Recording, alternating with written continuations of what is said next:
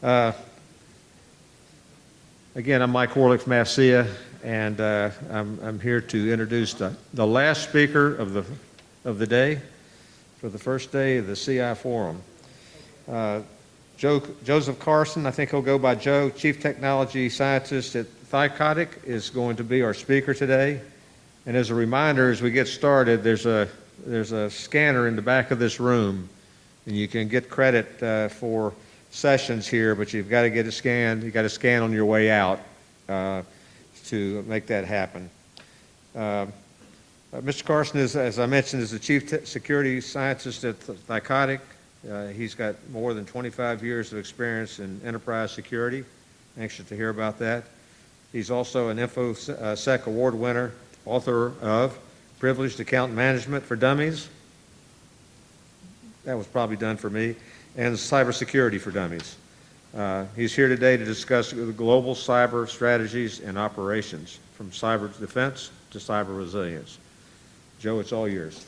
Excellent, thank you. It's a pleasure to be here. It's a pleasure to be back. And this is actually one of my favorite talks to be actually sharing with everyone, because what I'm going to do today is I'm going to take you on a bit of a journey through a bit of history lessons, to technologies, to cyber war, and what happens during cyber war, also to what you can do to advance into becoming more of a cyber resilience to reduce the risk. So I'm going to take you through a bit of a journey. But I think that I mentioned that I'm also based in Estonia, so I'm probably the one that came the furthest to get here. A little bit of a distance, exactly the other side of the earth. But it's great to be back here. I'm really excited to share my experience and lessons learned. And hopefully you'll get a lot of value from this session itself. So the first thing is, they can't have a talk without talking about myself. I'm the Chief Security Scientist, and what happens is that on occasion, I do get to talking about future and policy and government and things that happens around the world. And this particular, I was actually a few weeks ago representing Ireland at the Digital Summit in Tallinn, where we were talking about the future and government uses around artificial intelligence, machine learning, and acceptable use and policies, where a lot of governments around the world are really focusing around basically what their government strategies and policies are around the use of artificial intelligence. I myself prefer to call it machine intelligence because it's not really replacing humans, it's basically augmenting our intelligence through automation. So for me, I think it's really kind of make sure that it's clear on the same page. But this was a few weeks ago representing Ireland at that summit. And I think it's really important to I'll add some of those lessons learned that Estonia has actually advanced and evolved into some of their infrastructure. But also, you can't have another talk without talking about blockchain. I think it's really important that we had to add the word blockchain to artificial intelligence, machine learning, otherwise we don't get all those three ingredients to create an interesting session. But a lot of the times over the years, we've heard blockchain being the silver bullet or being a way in order to reduce risk and to solve all problems. But I will talk a little bit about blockchain, but what I'm going to make sure is that we're all aligned and make sure that we're all on the same page exactly what blockchain has the capabilities of doing. And then I'll talk about some of the use cases that actually was applied in cyber resilience a little bit shortly. But it's important that blockchain will not solve all your cybersecurity problems, so don't bet on it on being the silver bullet. It has attributes and it has value that can add, but it's important to understand what that is. So going through this, I think it's important that we've looked at one of the things that most people commonly associate with blockchain is cryptocurrencies. And of course, if we go back into 2009, that most people, when they think about it, they look at things like Bitcoin. They'll look at Bitcoin and cryptocurrencies being the kind of the first adoptions or first uses of the blockchain itself. But I think when I look at it, it goes way back before 2009. And can anyone give me kind of an idea about when really blockchain truly started? Give me a date or an idea. 20 years ago? Actually, it goes back to 1979. Actually, so you go way beyond what cryptocurrency started with, and blockchain actually officially was really founded back in 1979. And what it was actually, the problems back then, if you understand what problems it was solving, then you get a better idea about the applications it can be applied to. And the original problems back in 1979 was that networks communications were horrible. Transmitting data between networks, you had high failure rates. Moving data from one place to another, there was high actually corruption and high poisoning of that data. So in 1979, the idea came from Ralph Merkle in creating the Merkle tree, which is about how to transfer data between systems that actually made sure that when the file got to its destination, that you had high integrity and high confidence that that data hadn't been corrupted during the transfer. So this actually introduced the Merkle tree, which is then known as hashing or fingerprinting. It's concatenation of hashes. And this is really where the foundation, and if you really want to understand blockchain and the basis of it, this is really where it started from. It's about making sure the integrity of data during transfer between system to system. Making sure that the data quality when it arrived at the other destination was the same when it left the original source. And this is really what the Merkle tree kind of emphasized. But we move even further. I even talk about, I always like to associate things in the real world. And I always look at representation of what would blockchain look like in the real world. And for me, we can go back to the Bible. The Bible itself, I'm not emphasizing that the contents is correct or accurate. What I'm doing is that in a real world, the Bible is actually a real representation of what a blockchain would look like in a physical scenario. It is actually a evidence of events that have been correlated together and then agreed upon and widely distributed, making it very difficult for one person to tamper the actual data. They would actually have to tamper every single copy of the Bible out there. So when you get into mathematical and probability, it becomes very difficult.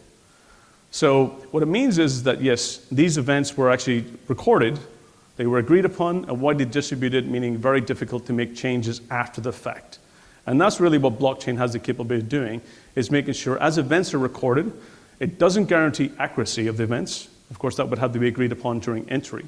But it does maintain integrity of the event happening at that time and agreed upon and making it difficult to make changes later. So the Bible itself I do find is one representation in a real world that actually kind of makes that comparison or example. But we can move into where I'm based in Tallinn, Estonia.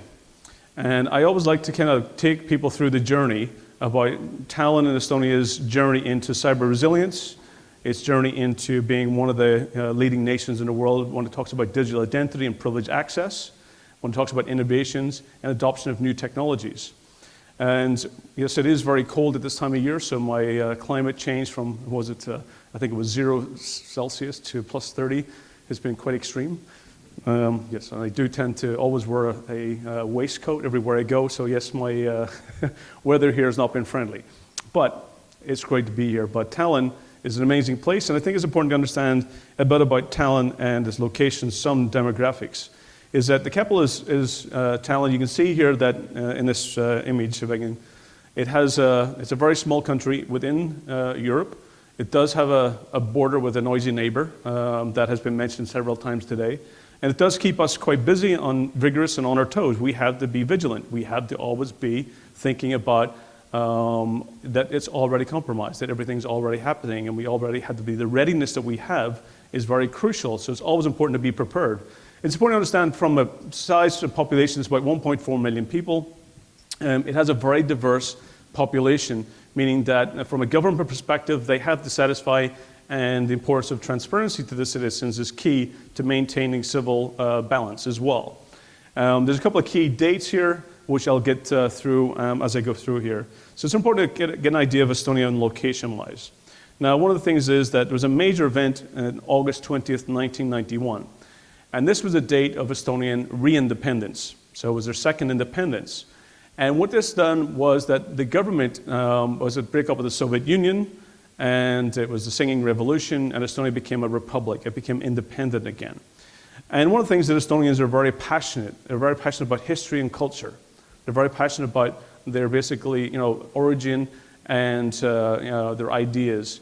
And when 1991 happened, there was a major problem. As the government was being founded, they actually downloaded a 5-page pamphlet to the internet that said how to start your government. And of course 1991 was the start of CERN. It was the start of the internet. So what other better way to start a new government was to use new technology and download a pamphlet that told you how to start a government in 5 pages. But they used that, and they actually started basically a foundation, and based on that ideology, they wanted to make sure that as a country they were going to become using and leverage the internet as much as possible. Now, one of the major problems that they had was around in the independence. They had a major issue because when you're occupied by a country, I myself from Northern Ireland, we've been in many different occupations over the years, and Estonia has had that as well. But one of the things you find is, as being in an occupied country, is that the history is determined by the government state. Your education, your knowledge, your beliefs, your culture, what you eat, how you do things, what you were, everything is determined by the actual governance state. And in that case, it was the Soviet Union. They determined what was real history in Estonia. And one of the major problems they had is that when the independence happened, land ownership was a major problem, because basically land ownership had been divided up between the Tsars and Russian population. And when independence happened, what was real, true land ownership? Who owned what land? And you had a lot of people coming back to Estonia and saying that, this is my father's land, and then reclaiming it. There's a lot of challenges that they happened. But land ownership was a major problem. So during 1991, the government decided that as we're going down this path, they were going down a path of paperless society. And they said that because of our occupation that we've had and our history being changed in the past, that they wanted to make sure in the digital scenario that their history could never be erased, that history could never be tampered or poisoned. So moving forward, they wanted to make sure that they had that capability. So what they did was they got together all of their really smart people, not myself, I was not there, but they got together all the cryptographers, mathematicians, and scientists, and they said, right, we have this problem. After becoming independent, we have this problem with land ownership and history, and we want to make sure that going forward, from this point forward, that our history can never be erased and tampered with in the future. So go and figure out and solve that problem. So these scientists went off into the woods, into the forest, and they started trying to solve this major issue. And Estonia kind of went forward, and it continued doing its thing into starting the government doing paperless. But it wasn't until 1998, and I believe this is when the vodka ran out, that the scientists decided that somebody has to go and report back what we've found and bring back more vodka so we can continue our research. And so what happened was, in 1998, it was actually, the paper was actually put in the academic papers in 1997, but it wasn't reported back and shared properly until 1998. In 1998, what really the foundation was is that as the scientists came out, they said that what we really need to be doing is actually leveraging blockchain in order to make sure their history can never be erased. So this meant they realized that what we can leverage is, and this of course, back then it was called timestamping, was the kind of original term, or fingerprinting. And that was I think Adobe was one of the first to use the timestamping protocol from the PDFs. And this was really kind of the emphasis, but they realized back then that this was the early adoption or early launch in 1998 of blockchain in Estonia. And what they realized by blockchain by itself is, one is that you should not put raw data into the blockchain itself. It should be pointers or references. So therefore, you can make sure that you can change the actual metadata, change the data itself, but not actually modify that the event ever happened in history. So they realized that they needed a lot more entropy and a lot more input into blockchain at that point. So they moved into March 11th, 1999. They realized that from a legal standpoint, that they actually introduced the ID card. So they realized that in blockchain, one of the important emphases and abilities was to have an identity, to have some type of identity that you can interact with and actually be communicative with the government itself. One of the things is that actually Finland adopted this 2 years or 3 years before, but actually failed because one of the things is they weren't really solving a major problem. They were looking at more of an identity card rather than actually using the card to solve major challenges. But this was introduced and suddenly became mandatory in 1999.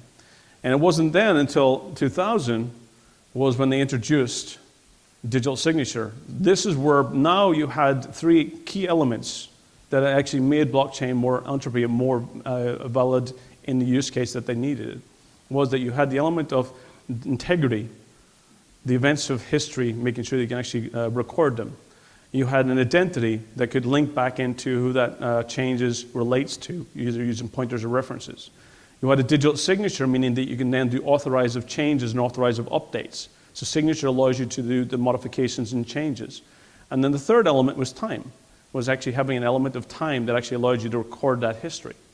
So this was really the components of actually building a digital identity and digital society. And Estonia, back then in 2000, just after digital signature, decided that we want to evolve and move forward, no longer as just focusing around being paperless, but we want to become a digital society. And this was the transition from the government to realizing that they are no longer a government. They are a service provider to citizens. They're there to provide services, either by law policy, by educational, whether it being health, or whether it being different services, tax reasons, and so forth. So they decided that digital society and being a service provider was the moving forward, because they realized that governments come and go and change, but what you do and provide services to the citizens is what remains and has a positive footprint going forward. So digital society became the emphasis, and this was the introduction of, in 2002, was when they realized that they now had all the components together. It was a few years before they were able to actually put it together and create the technology that made it possible to consume it, to make it operable, to make it something that they can consume in the industry. And this was basically, this is an early version of it. If you can see here, what happens is, some of you heard some of my talks and emphasis today, is the importance of data separation and decentralization of data. Data should not move. Data should be referenced and be able to know where you're going to gain access to it. So in this element here is what Estonia has actually done, is they decentralized and de-risked the data repositories and data lakes, meaning that they're not gathering tons of information. What they're saying is that this is the data that I actually contribute to the network. And there's a metadata, there's a framework in order to say that I'm the location that has that information. So if actually you want to, in the population register here, if you want to get a contact number, you get it from the telco. The telco is the one that stores the telephone number. It stores the vehicle registration information about who has what vehicles. So every different repository will store its own unique data, and it doesn't get duplicated anywhere else. So it means that the data veracity and data accuracy is at the highest possible. You only need to modify it in one location for every other one to consume the up-to-date and latest version of that data. It also means if you ever actually have the data compromise, is that you only have one contextual area of compromise, meaning that no one's getting access to the full repository. What they're doing is they're getting only one element off those as well. So in here, there's a couple of things I'll go through just to kind of get an idea of this architecture. This is basically the presentation view. This is where you would actually log in and get to see. You can come in at different roles. You can come in as a citizen and see your data. And actually in the Estonian model here is that the citizens own the data. It's the government that actually get permissions from the citizens to use it. But of course, there's mandatory parts of the data that the government always has to have access to, that you exist. You can also have a enterprise view, which means a corporate or business. And you can also then have a public servant, meaning somebody like a police officer, a doctor, a government official that can log in and actually have different privileges. So these are identities that get provisioned through that identity card. Those identity cards are issued to every citizen, and that's what your primary ID is associated to. You can actually then create derivatives off that, or actually children, based on things like mobile ID. So your mobile SIM card can actually have a child off your parent identity, and then you can use your mobile phone in order to authenticate and to gain access to information. Everything that you do when you, everything we do when you log in here is that it goes through these security servers. And these security servers, it would actually transacts and logs. For example, you come in as you go through a privileged access, and that determines what roles and what visibility of what data you have access to. And then each thing that you view gets recorded in these security servers, and then those security servers send off transactions that goes into blockchain, and then gets basically stamped and recorded so that later I can never deny the fact that I looked at a certain record. I can never deny the fact that I actually changed a record. So it allows you to have full transparency and even allow that to be done by third-party auditors, that they can see the changes without actually having representation of the actual data itself. So you can have third-party auditability as well. And then every transaction that goes into every different data repository also records those individual transactions. So an example, just kind of so a police officer cannot abuse their power. One example is that a police officer all of a sudden was giving speeding tickets to an individual, and that person said, I wasn't speeding. And then, of course, they came back. When you can actually log in, and you can see that someone viewed your data, but you can't actually necessarily see who. You can see a record, my data was viewed by an X person, but I can't necessarily see. So you can actually then do a disclosure. In a particular case where this police officer gave multiple speeding tickets to an individual, what they found is that during the actually records up here, which cannot be modified after the event has happened, is they found that the police officer first went into the population register and found out the records. Then they used that in order to find out what their vehicle was. And then they started issuing speeding tickets. And that is not a normal sequence of issuing speeding tickets. What you end up doing, you find normally the vehicle registrations first, then it's a population register. And what they end up finding after disclosure was is that the police officer's ex-girlfriend was now dating this new person and abused her power in order to issue speeding tickets. But the fact is that those events, those order and sequence of events, means that they cannot abuse their power. They cannot abuse it. It must always follow certain sequences, and that gets into behavior and machine learning to understand about those anomalies to prevent it. And there's been several cases over the years where you've had nurses accessing politicians' medical records, and then seeing basically where that person didn't have any authorization and should not have had access. And therefore, you can actually make sure that they can never deny the fact that it happened. So this really kind of allows you to get into that ability to have multiple data repositories, and this is across both public and private entities, and then providing an identity and privileged access to provide interoperability between each system. Of course, this is within a single country, and the country controls the identity and controls the privileged access. So that's an ideal scenario. But this also can be scalable outside of in Estonia to being much more of a broader multinational and multi-company scenario. So this kind of really allows, and there's an identity portion here, there's certificates.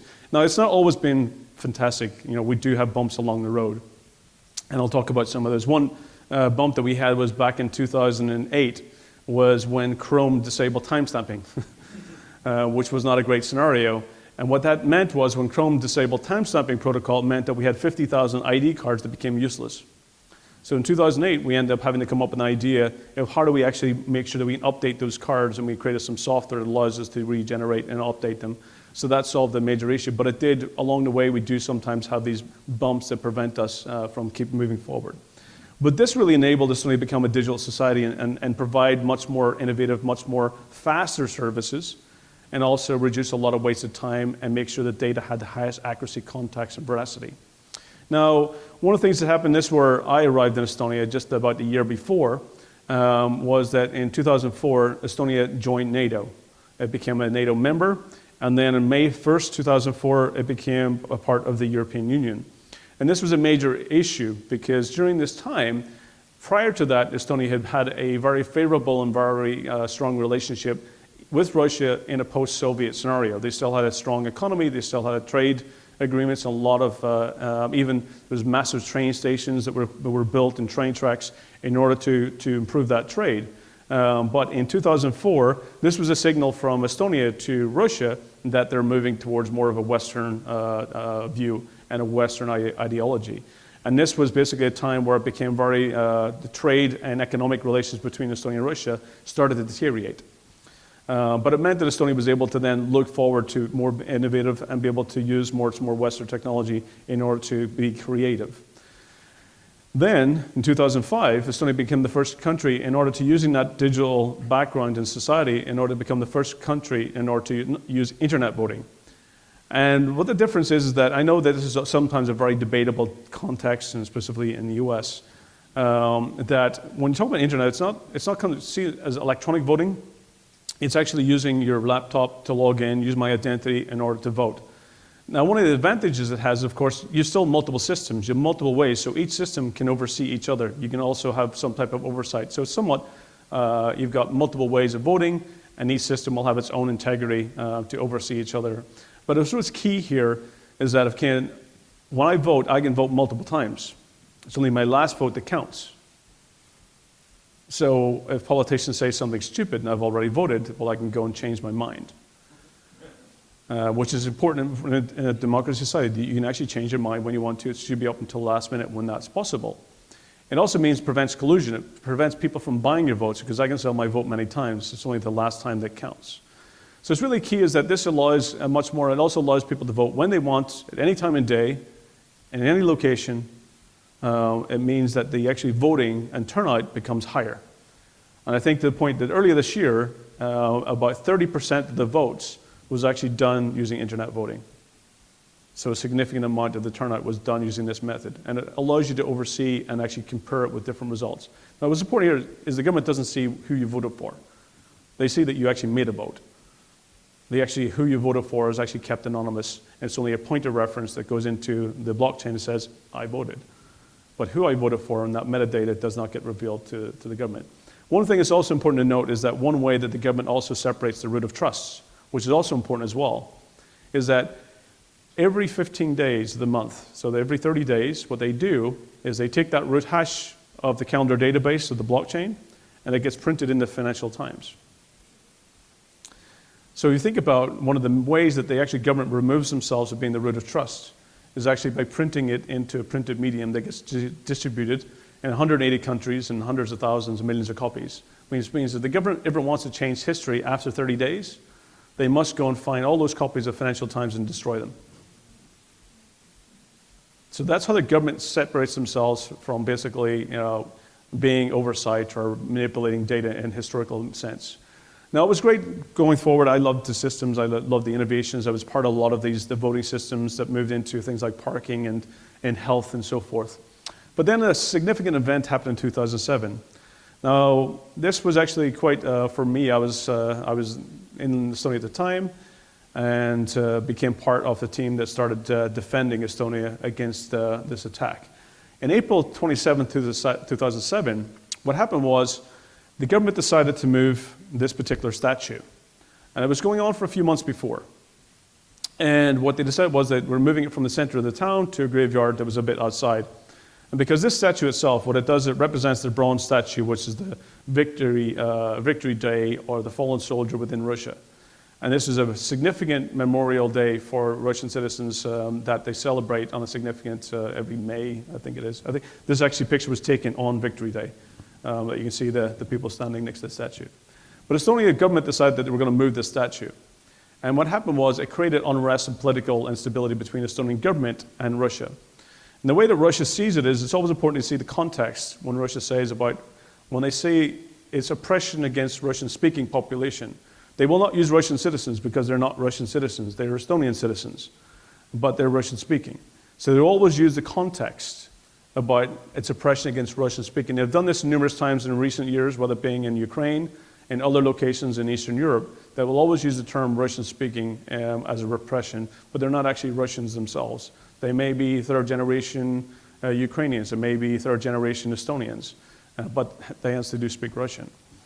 So this statue was moved, and what happened was violence erupted in the streets. We had violence in the streets.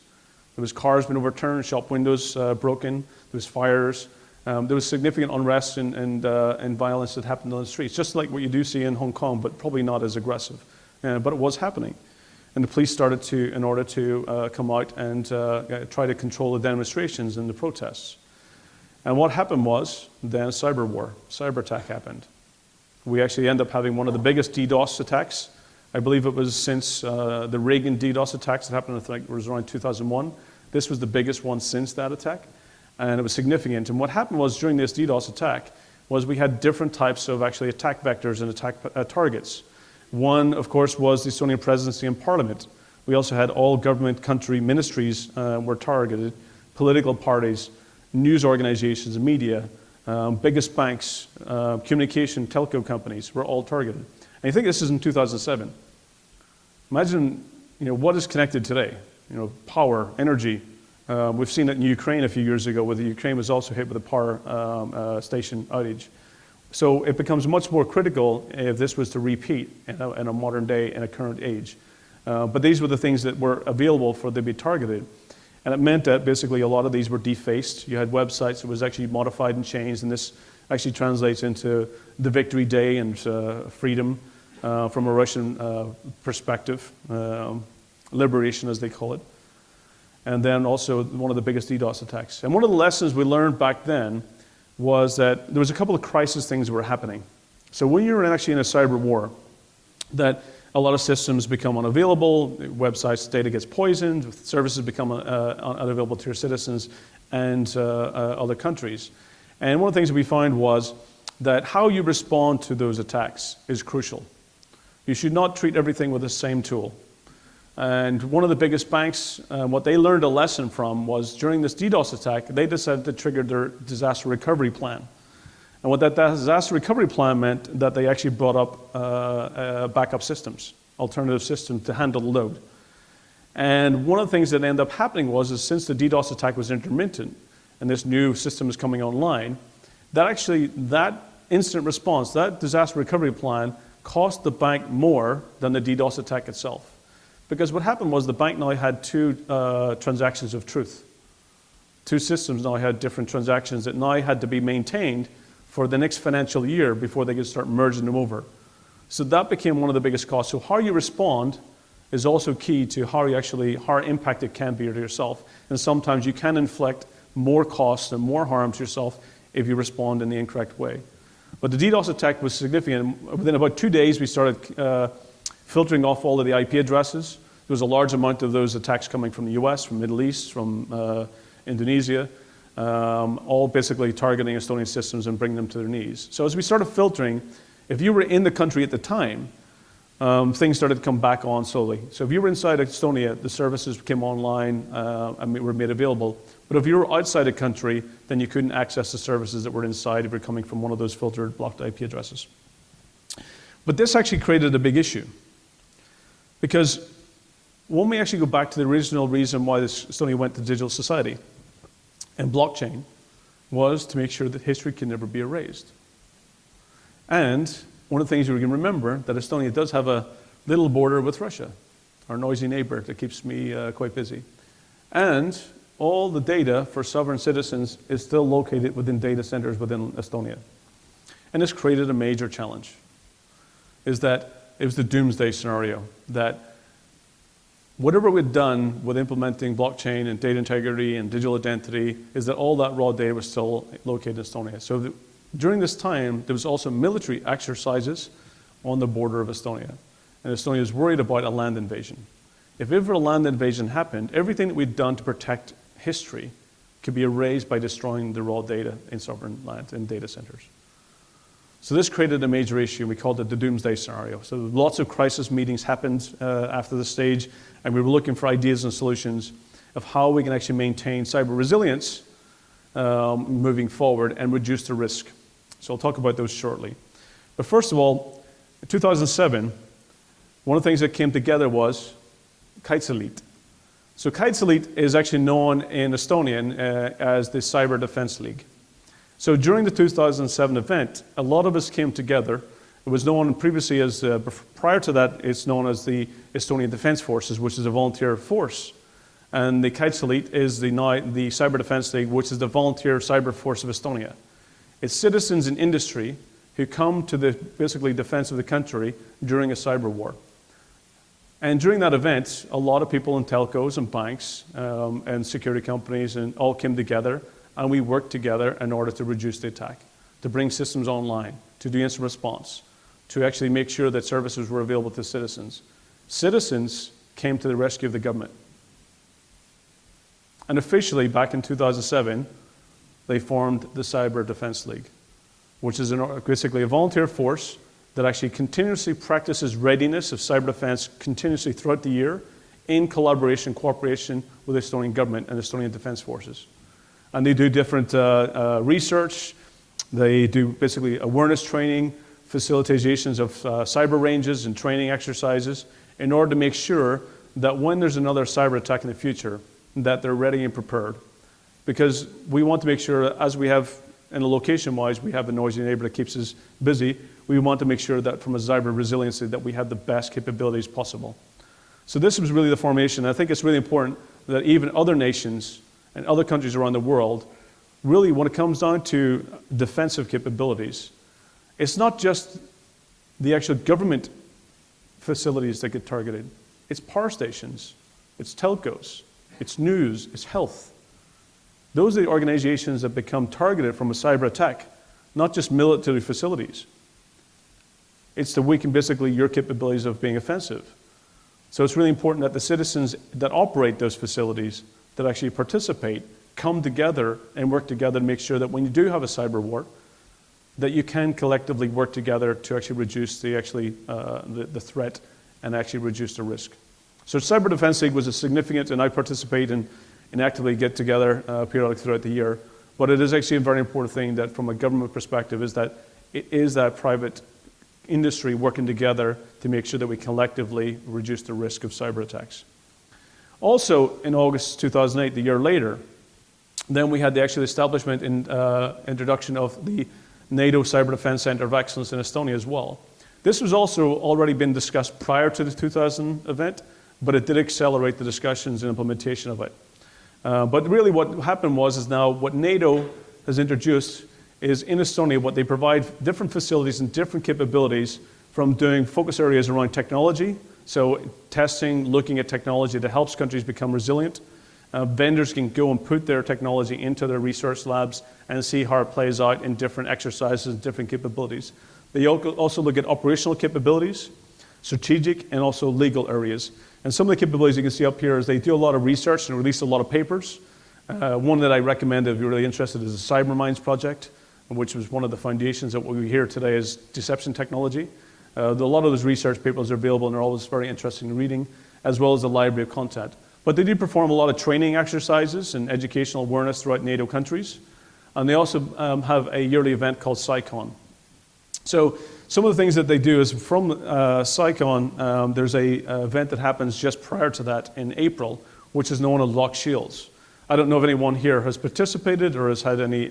So Lock Shields is basically, I think it's about 1,600 people coming together in order to do a cyber real live fire range.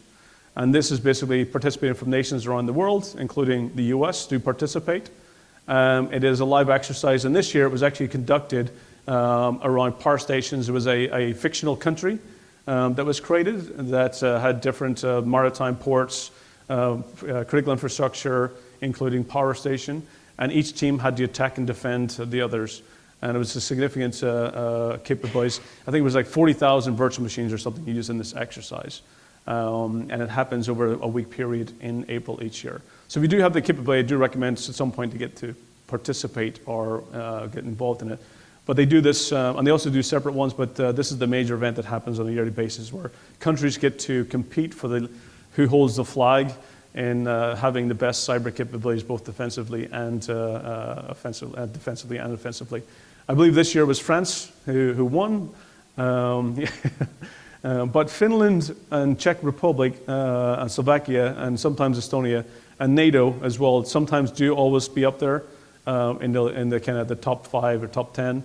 So there are some of the countries that if you do get the chance to work with, Finland, Estonia, Slovakia, Czech, do have strong capabilities. So those are ones that I see as consistently always being on the top of the board there each year. Now, other things that they do as well is one of the things that was significant last month, and this is something I've been working on for many years, is actually Ireland joining NATO Cyber Defense Center of Excellence.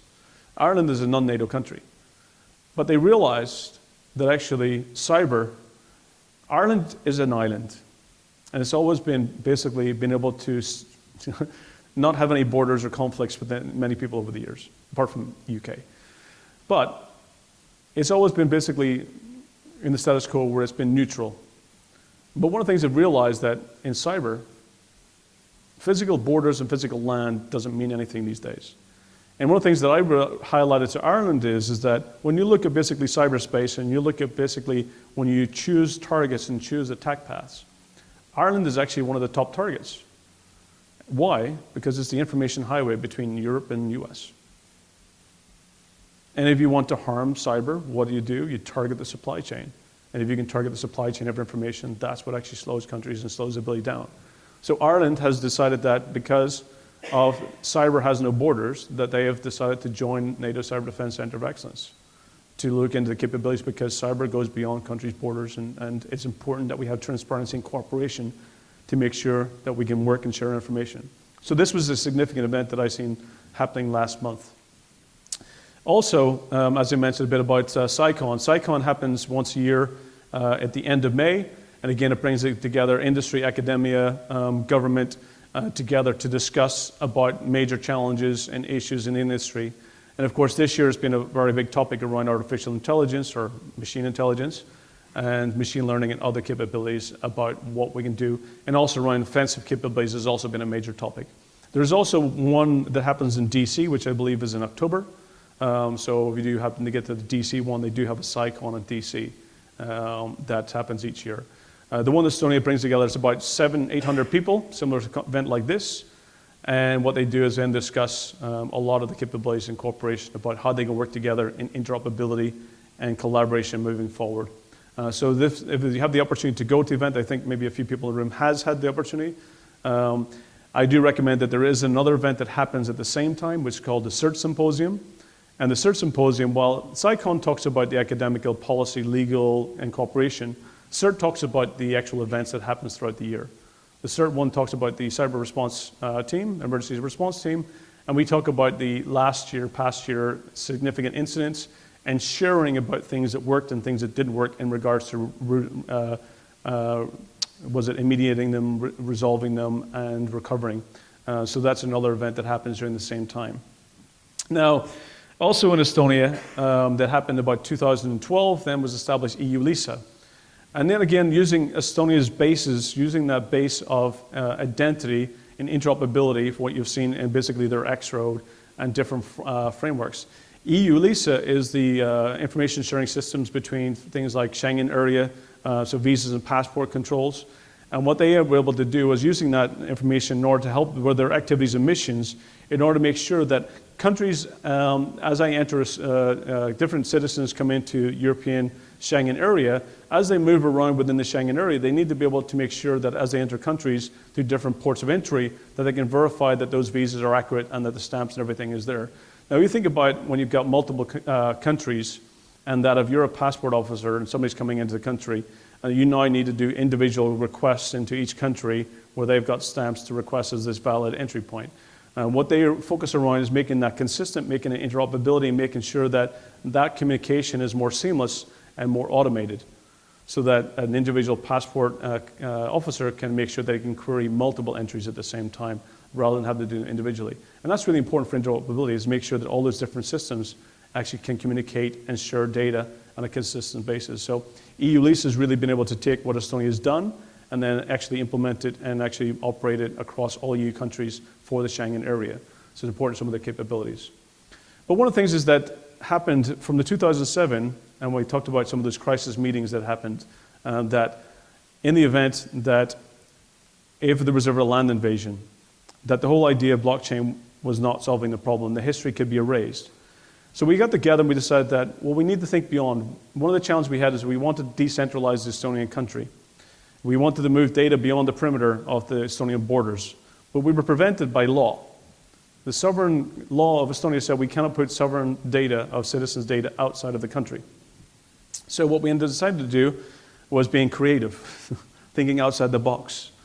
And we came up with a concept in 2009 was actually to leverage what we called as data embassies. So what we ended up doing was we knew we actually needed to decentralize the country, because if there was a land invasion, everything we'd done to preserve the history of Estonia could be erased overnight. Within, I think it was 24 or 48 hours, if there was a land invasion, Russia could already be at the west coast of Estonia. So it was significant that we were able to decentralize. And my recommendation was, from a DDoS prevention, is that in order to basically de-risk yourself from DDoS, is you need to be decentralized. So we need to realize that we also need to decentralize that core data. And what we came up with the concept was that because the law said we can't do it outside of the borders of the country, we decided to actually use our own embassies in order to decentralize the country's sovereign data. Our embassies are still extensions of sovereign land. So in order to do that, we were able to then decentralize, and we chose 5 specific locations.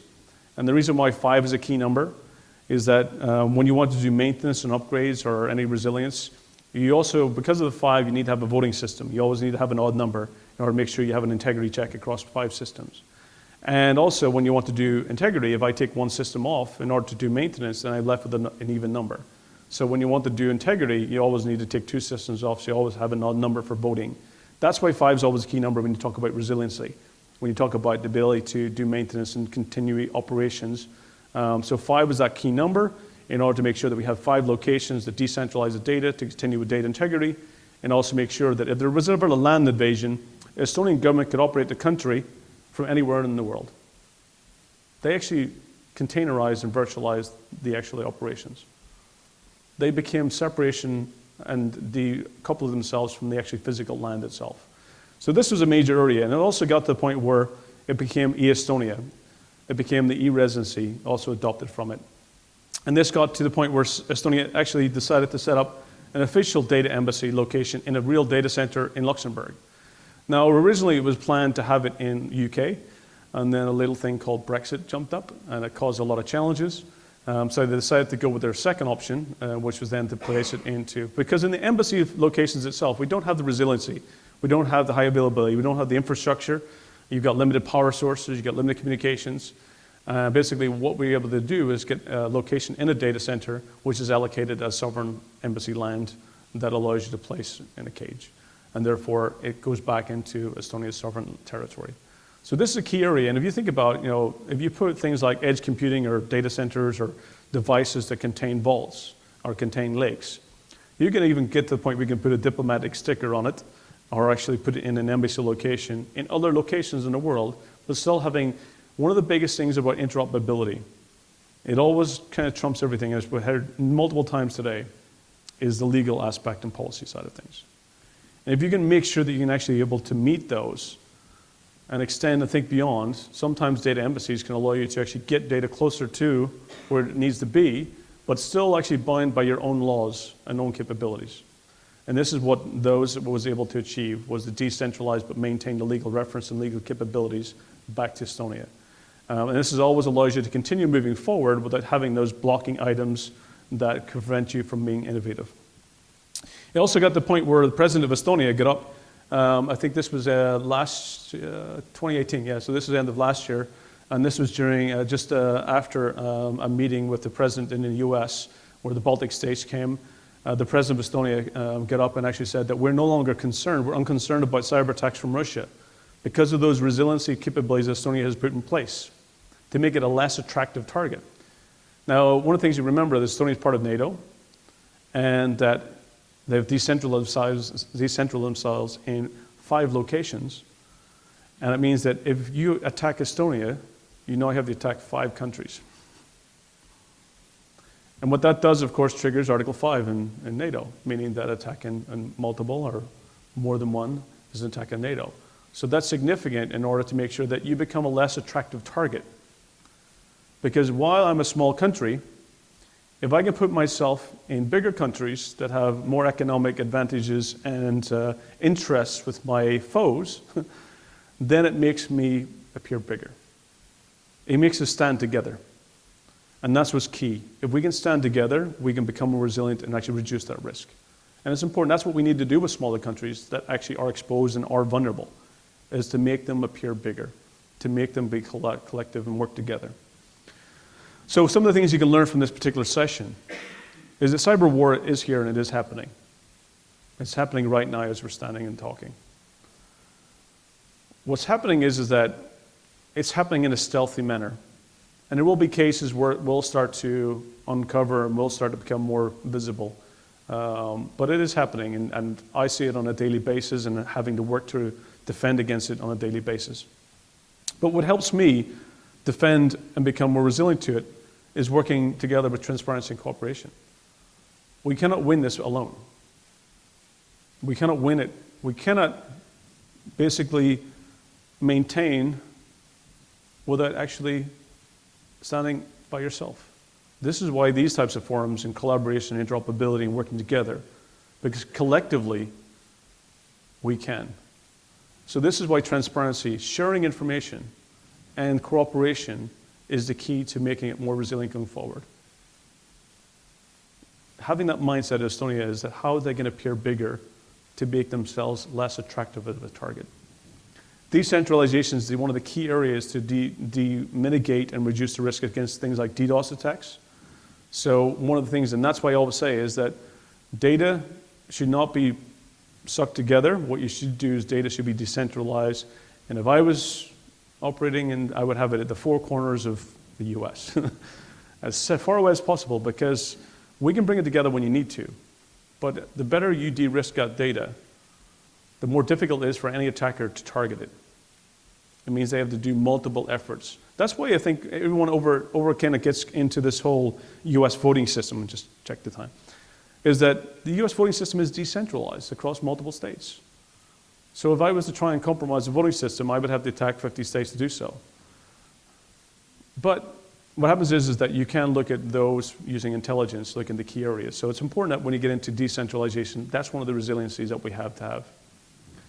Data embassy is a key solution in order to make sure that we actually continue forward with the rule of law, with basically policy, being able to maintain, because it's law that sometimes prevent us from doing things, but if we can work within those creatively, intelligently, it allows you to still create those capabilities.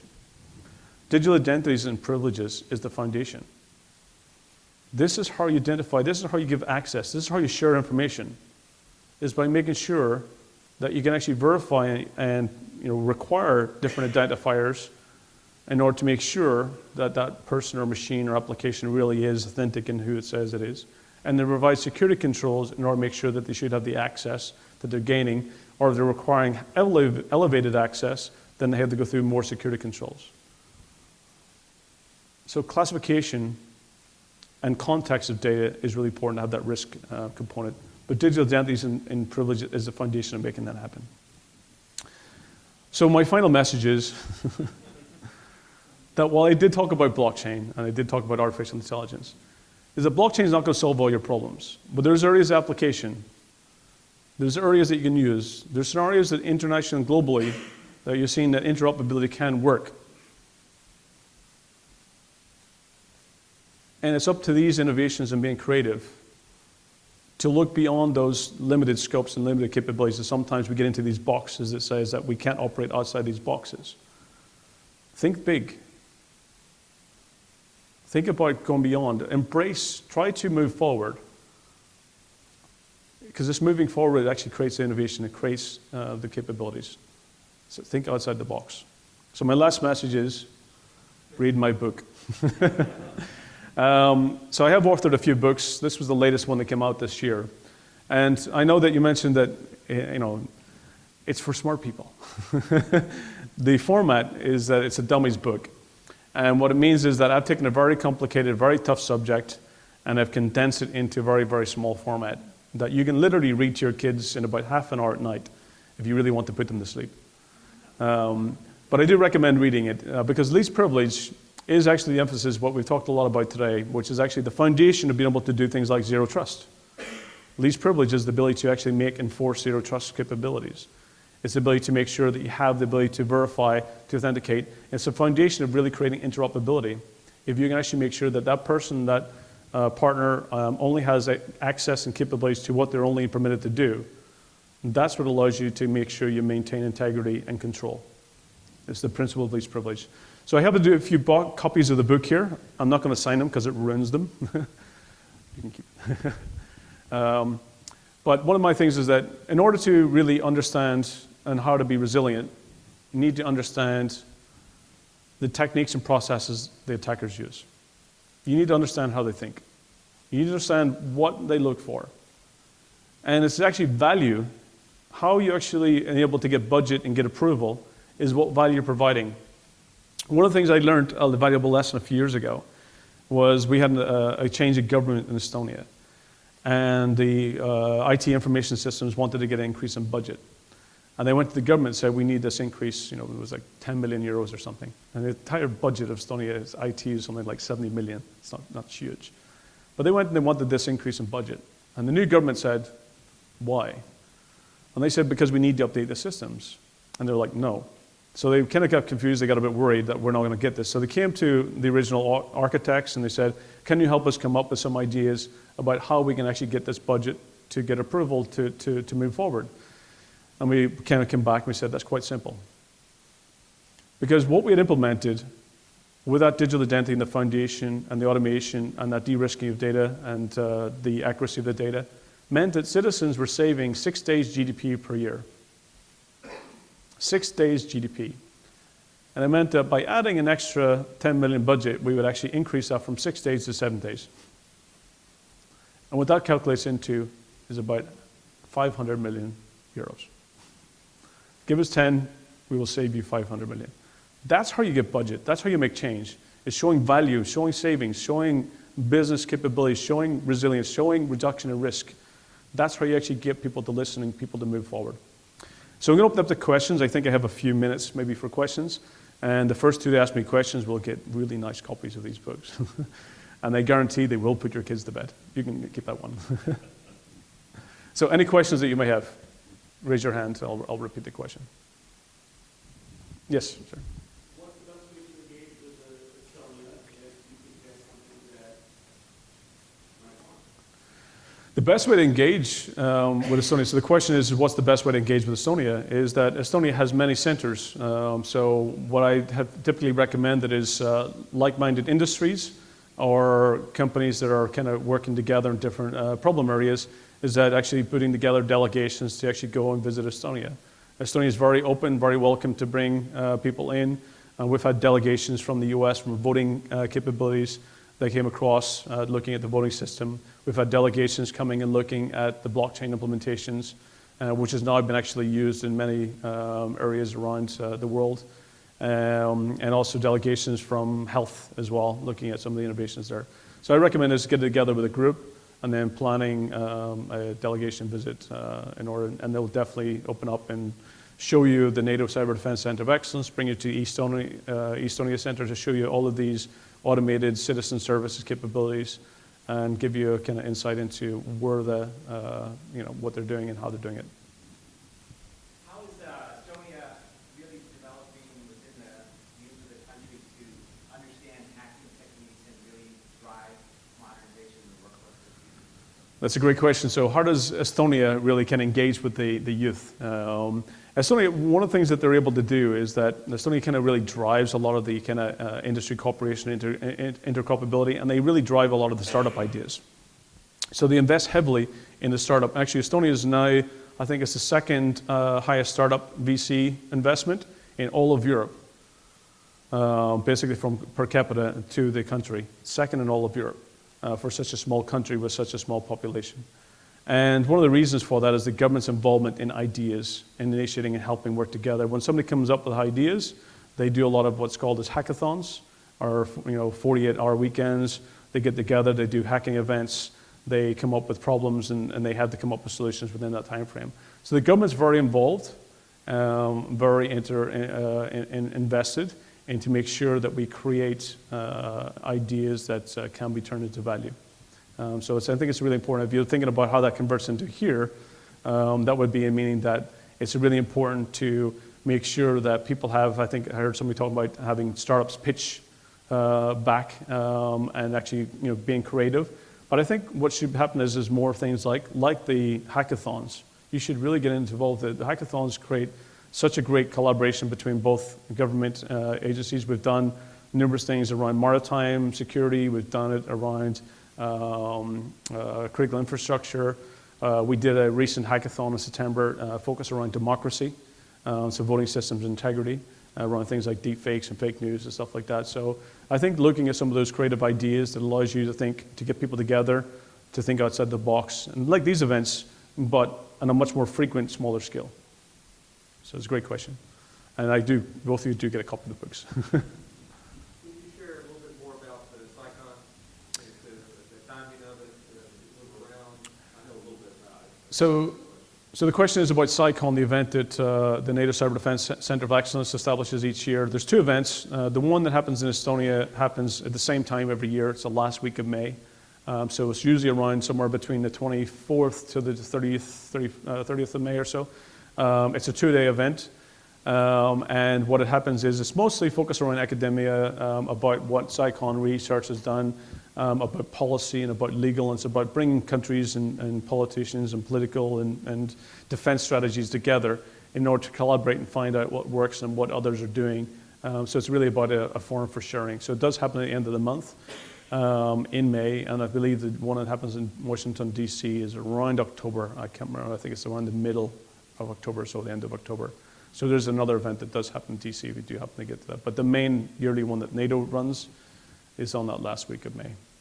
But I do recommend if you do go to that, it is really about networking primarily, and also getting ideas about what's happening, like what I'm sharing about some of the ideas of EU LISA, some of the ideas of what NATO and what the Cyber Defense League is doing. It does allow you to get a much more broader scope of what's happening in other locations around the world. But I do recommend going to the CERT event.